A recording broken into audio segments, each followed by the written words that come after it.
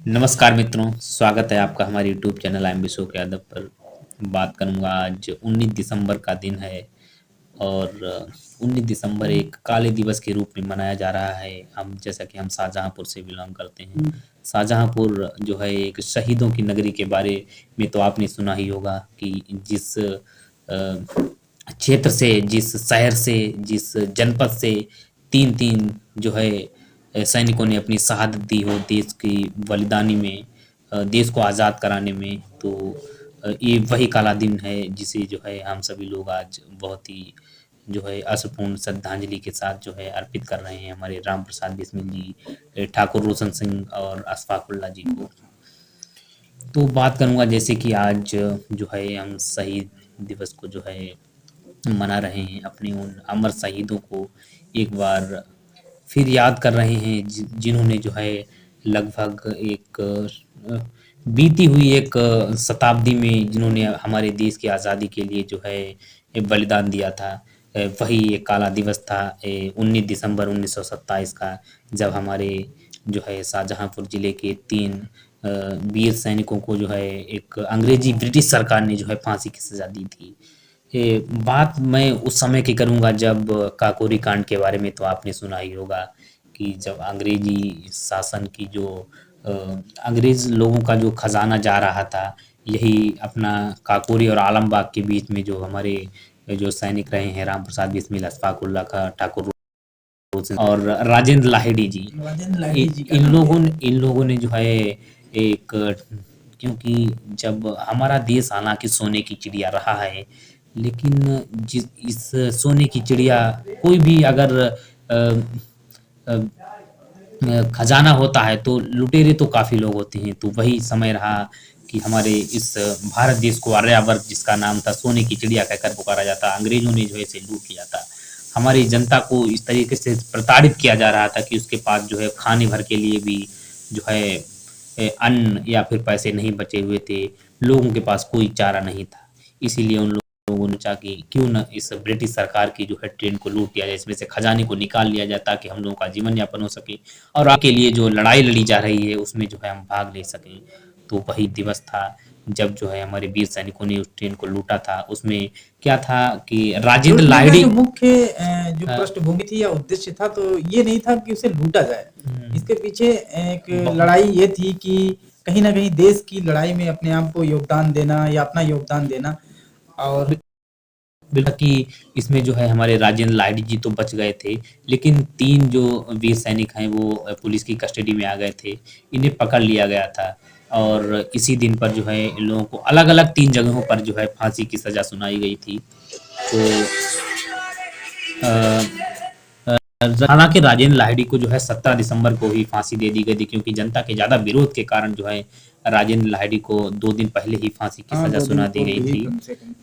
और बाकी जो 3 हमारे वीर सैनिक थे, इन लोगों को अलग-अलग जगह पर, जैसे कि बात करूँगा अशफाक उल्लाह जी की, इन गोरखपुर जेल में फांसी दी गई थी और पंडित राम प्रसाद बिस्मिल जी को जो है फैज़ाबाद यानी कि जो अयोध्या है, उस वहाँ फांसी दी गई थी और जो ठाकुर रोशन सिंह ने जो है इलाहाबाद में फांसी दी गई थी। प्रयागराज में, प्रयागराज के नाम वर्तमान से में जो नाम है प्रयागराज। जाना जाता है। तो हमारे देश की शहादत में जो है हमारे वीर बलिदानियों ने जो इतनी अपनी जो है अ वो जवानी, बोला जाता है कि ना कि वो जवानी किस काम की जो हमारे देश में काम ना आ सके। तो हमारे उन वीर सैनिकों ने हमारे देश की आज़ादी के लिए इतना बड़ा जो है बलिदान दे दिया। क्यों ना हम उनके लिए एक बार जो है भावभीनी श्रद्धांजलि जो है अपने जो है कर कमलों से अर्पित करें। तो जैसा कि आप सभी लोग जानते ही हैं कि आज जो है एक बार हम सभी लोग उन लोगों को याद करके जो है उनकी आत्मा की शांति के लिए जो है या फिर उन्हें इस प्रकार से याद किया जाए कि लोगों को भी इसके बारे में जानकारी हो, जो आजकल की जो पीढ़ी है उसे भी जानकारी हो कि हमें जो है किस तरीके से आज अगर आखिर आज़ादी मिली किस तरीके से है, हम लोगों को इसके बारे में ज़रूर जानकारी होनी चाहिए। आम जनमानस को भी इसके बारे में ज़रूर बताना चाहिए। तो और लोगों को कुछ बताना चाहेंगे अनुपम जी आप, जैसे कि हमारे जो है वीर सैनिकों ने जो हमारे देश की आज़ादी में कितना ज़्यादा हाथ रहा। हालांकि और भी चंद्रशेखर आज़ाद भी रहे हैं, बाकी और भी लोग रहे, लेकिन जो आज के दिन जिन लोगों को जो है बलिदान जिन्होंने दिया है, फांसी पर झूल गए, हंसते हंसते फांसी पर झूल गए। तो आज जो है उन्हीं लोगों को खासकर याद किया जाता है। ये विषय केवल उन्हें याद करने का नहीं है, यह विषय न जिस समय देश की आज़ादी के लिए जो लड़ाइयाँ लड़ रहे थे, देश के हर कोने में, हर क्षेत्र से, हर क्रांतिकारी, आंदोलनकारी और जो देश में क्रांतिकारी हुए हैं, जिन्होंने देश की लड़ाई लड़ी है देश के लिए, आज़ादी के लिए जो लड़ी है, उन्होंने सिर्फ लड़ाई इसलिए नहीं लड़ी थी कि उस समय खुद को बचाया जाए। उन्होंने आगामी भविष्य जो था उसको सुरक्षित करने के लिए, देश को बचाने के लिए, जो भविष्य में जिस समय वो अपने आप को इसमें जूझ रहे थे, पूरा देश जूझ रहा था, गुलामी की जंजीरों में जकड़ा हुआ था। ये साधारणतः कहना तो आसान होता है कि लड़ाइयाँ लड़ी गई और यूं ही मिल गया हमें, यूं ही आज़ादी मिल गई।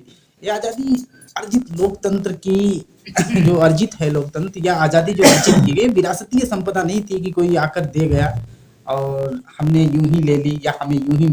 इसके लिए देश के बाहर भी लोगों ने लड़ाइयाँ लड़ी हैं, सिर्फ देश में ही नहीं, देश से बाहर भी लड़ते रहे और कई 100 सालों का ये संघर्ष कम से कम रहा होगा, जिनमें क्रांतिकारियों ने अपनी शहादत दी, शहीदों ने तमाम शहादत दी। तमाम ऐसे भी नाम रहे हैं जिनके बारे में हम अभी अवगत और नहीं है, जानते भी नहीं है।